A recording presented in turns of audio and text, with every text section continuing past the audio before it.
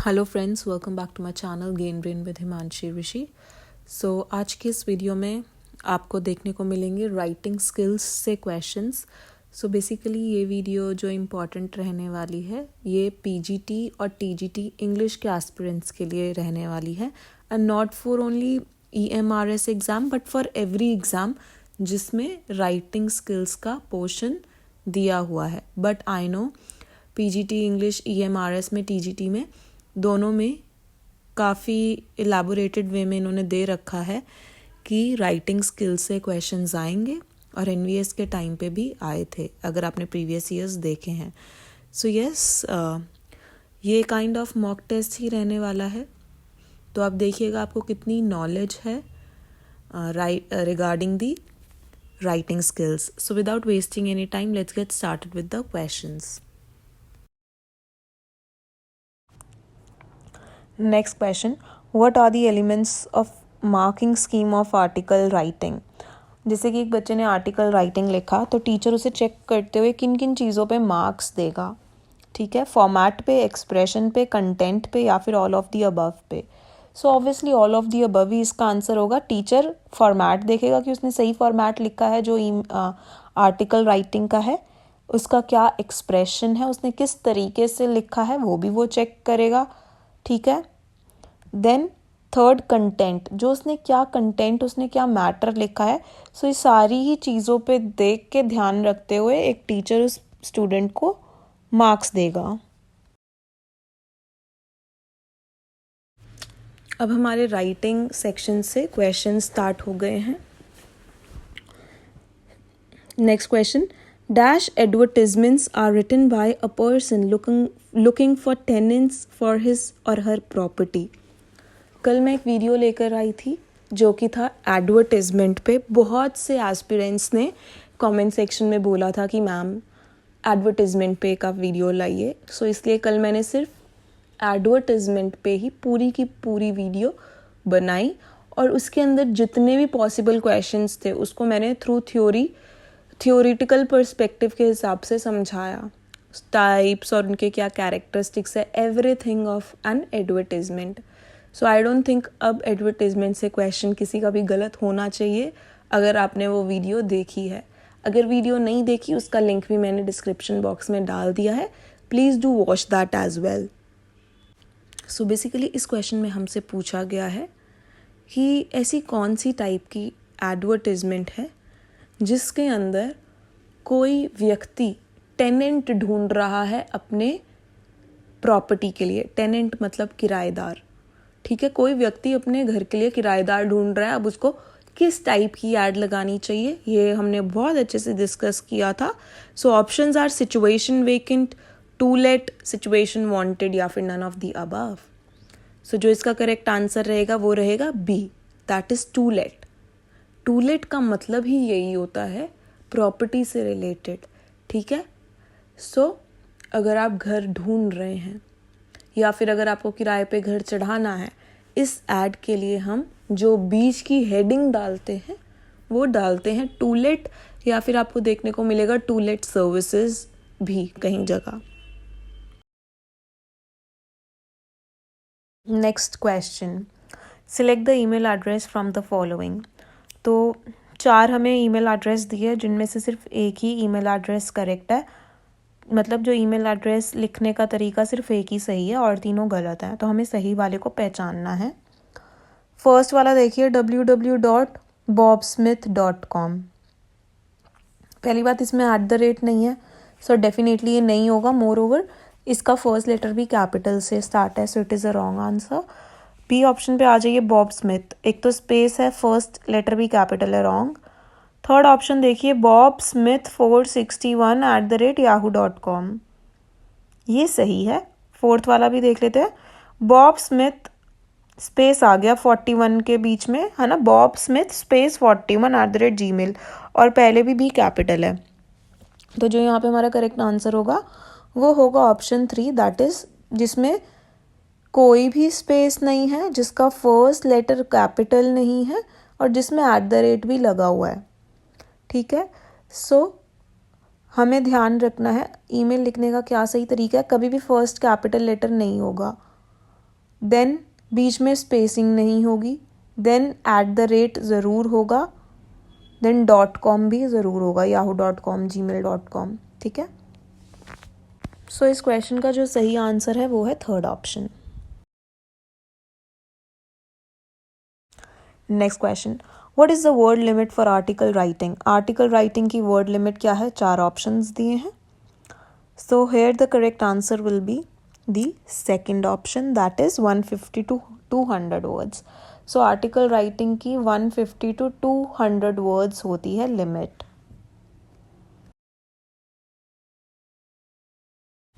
Next question, the convenient place to store contact information for quick retrieval in an email is. आपने देखा होगा जब भी हम किसी को ईमेल भेजते हैं तो हमें बार बार टाइप करना पड़ता है, बट ऐसा ज़रूरी नहीं है हमें बार बार टाइप करना पड़े।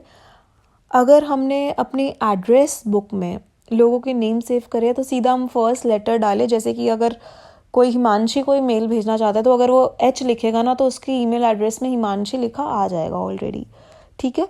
तो इसमें बेसिकली यही पूछा है कि ईजी वे क्या है, कहाँ पे आप कॉन्टैक्ट बंदे का इंफॉर्मेशन सेव करोगे ईमेल भेजते हुए कि आपको बार बार पूरा ईमेल ना लिखना पड़े और एकदम से क्विकली उसका नाम आ जाए। अगर आप फर्स्ट एक capital, I mean not capital, अगर आप उसका फर्स्ट लेटर ही डालो तो उसकी पूरी ईमेल आईडी आने लग जाए। तो ये क्या, कहाँ पे आप उसका सेव करोगे नेम? एड्रेस बॉक्स में, मैसेज बॉक्स में, एड्रेस बुक में या फिर मैसेज बुक में? सो जो यहाँ पे करेक्ट आंसर रहेगा वो रहेगा option 3, that is address book. Next question, dash type of advertisement can be seen on walls, flyers and billboards. So कौन से टाइप की एडवर्टिजमेंट हमें बिलबोर्ड्स पे देखने को मिलती है, दीवारों पे देखने को मिलती है या फिर फ्लायर्स पे? ये क्वेश्चन भी कल हमने बहुत अच्छे से डिस्कस किया था। मैंने ये भी बताया था कि फ्लायर्स होते क्या हैं। फ्लायर्स होते हैं स्मॉल पैम्फलेट्स की तरह।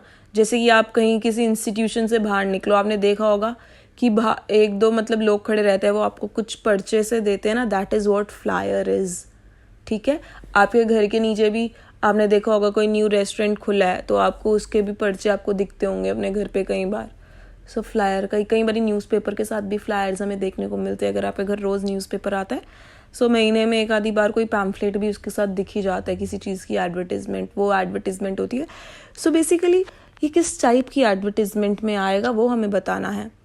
Classified ads, lost and found advertisements, normal advertisements या फिर commercial advertisements. So normal advertisement करके तो कोई टाइप होता ही नहीं। लॉस्ट एंड फाउंड एडवर्टिजमेंट एक पार्ट है या तो क्लासिफाइड का या फिर कमर्शियल का कैटेगरी का। So basically there are 2 types. So जो इसका आंसर होगा या तो क्लासिफाइड में से होगा या तो कमर्शियल में से। सो जो इस क्वेश्चन का करेक्ट आंसर रहेगा वो रहेगा commercial advertisement. So the correct answer will be the option D, that is commercial advertisement. हमने इसके बहुत सारे कैरेक्टरिस्टिक्स भी पढ़े थे कल, सो उसको मैं रिपीट नहीं करूँगी।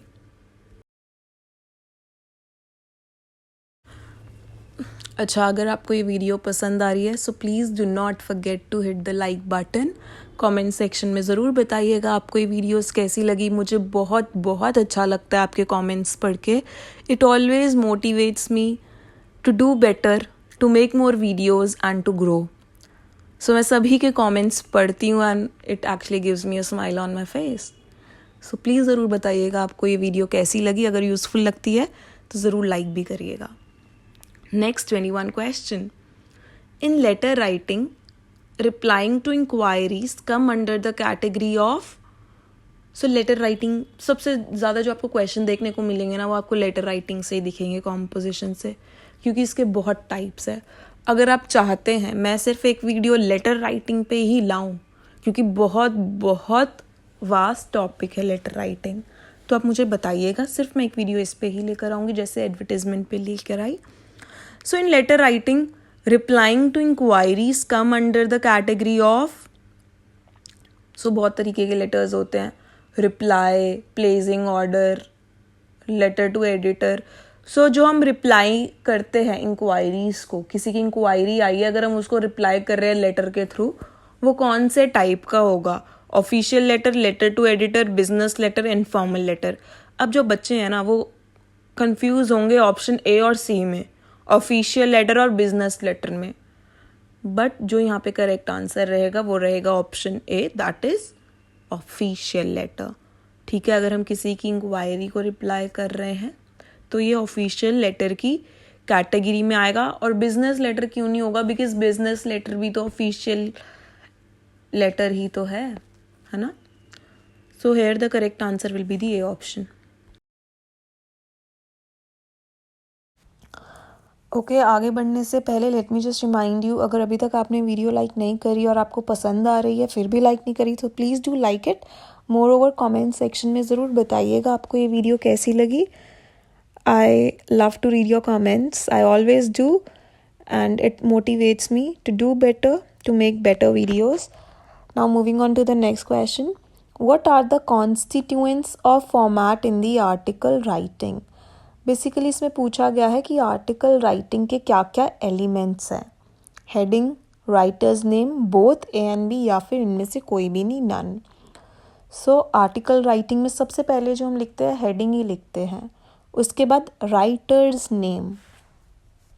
सो जो इसका करेक्ट आंसर रहेगा वो रहेगा बोथ ए एंड बी, दोनों ही आर्टिकल राइटिंग का ही पार्ट है। ठीक है, हेडिंग और राइटर्स नेम।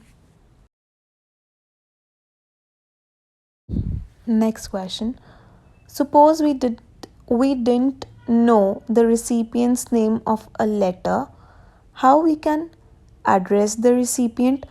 मतलब अगर हमें किसी को हम लेटर भेज रहे हैं और उसका हमें नाम नहीं पता, ऑब्वियसली अगर हम किसी को फॉर्मल लेटर लिखते हैं हमें वहाँ पे नाम नहीं पता होता मोस्ट ऑफ द टाइम्स, तो हम उसको एड्रेस कैसे करेंगे?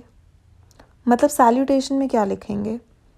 Dear mister, missus, hello, my dear, या फिर डियर सर और डियर मैम, या फिर मैडम। ठीक है, सो जो यहाँ पे करेक्ट आंसर रहेगा वो रहेगा option D, that is dear sir और dear madam.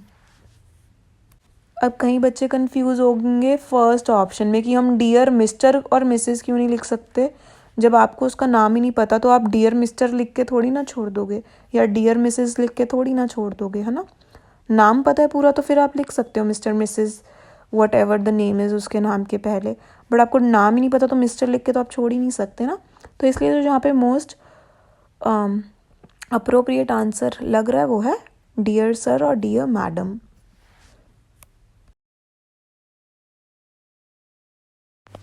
Next question.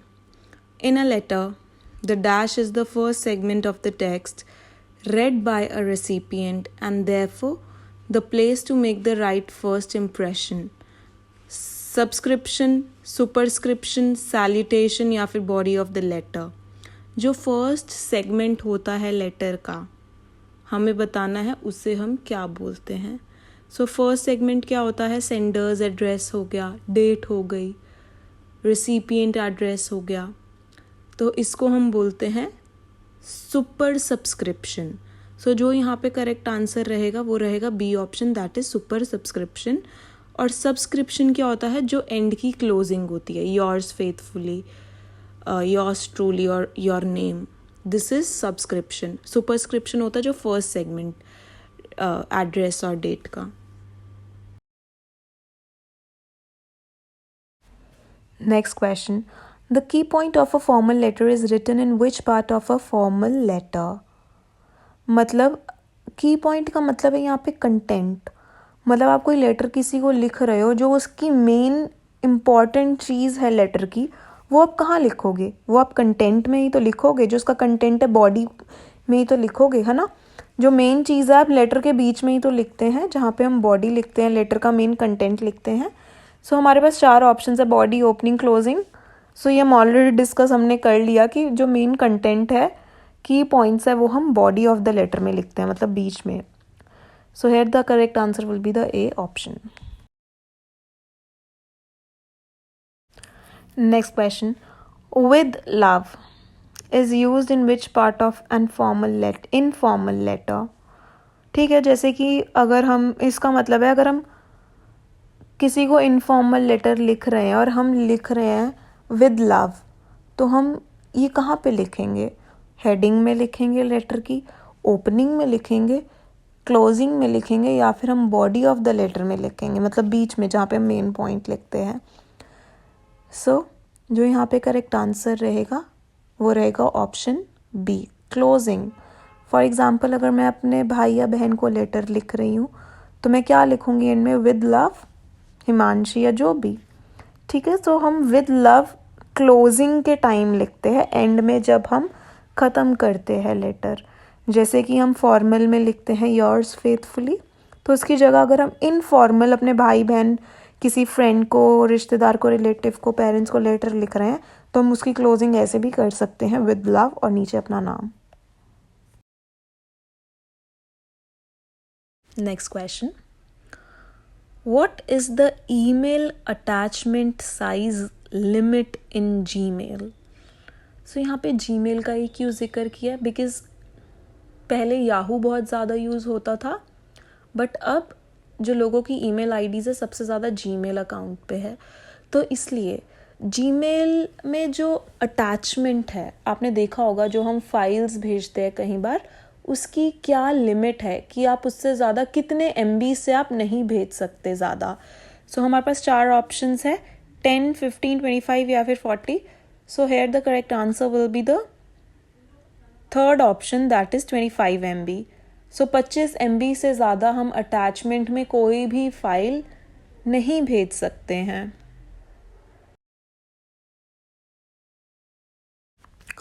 Next question, sender's complete address is require in the following type. हमें सेंडर का कंप्लीट मतलब पूरा एड्रेस किस टाइप के लेटर में चाहिए होता है? फॉर्मल, इनफॉर्मल, नन या फिर बोथ A and B? सो जो यहाँ पे करेक्ट आंसर रहेगा क्या रहेगा? वो रहेगा D option, that is both A and B। ये तो ऑब्वियस ही बात है, अगर हम किसी को लेटर लिख रहे हैं, चाहे हम फॉर्मल लिखे चाहे हम इनफॉर्मल लिखे, एड्रेस उस तक तभी पहुंचेगा अगर हम उसका करेक्ट पूरा का पूरा एड्रेस लिखेंगे, है ना। चाहे हम फॉर्मली लिखे चाहे इनफॉर्मली, एड्रेस आपको पूरा करेक्ट लिखना है, तभी उस बंदे को आपका लेटर रिसीव होगा। So here the correct answer will be the D option, both A and B। Next question, where should you write date in your letter? आप अपने लेटर में डेट कहाँ लिखेंगे? अबव योर एड्रेस, अपने address के ऊपर, below the recipients address, मतलब जब जिसको आप भेज रहे हो, जो रिसीवर है उसके एड्रेस के नीचे, या फिर अंडर सेंडर्स एड्रेस जब आप अपना एड्रेस लिखते हो उसके नीचे, या फिर none of the above. So जो फॉर्मल लेटर में जो सबसे पहले आप लिखते हो खुद का एड्रेस, देन खुद के एड्रेस के बाद आप लिखते हो डेट, जिस डेट को आप लेटर लिख रहे हो। सो here the correct answer will be the C option, that is under the sender's address. Next question. Okay, this question is repeated. I'm sorry. With love is used in which part of informal letter?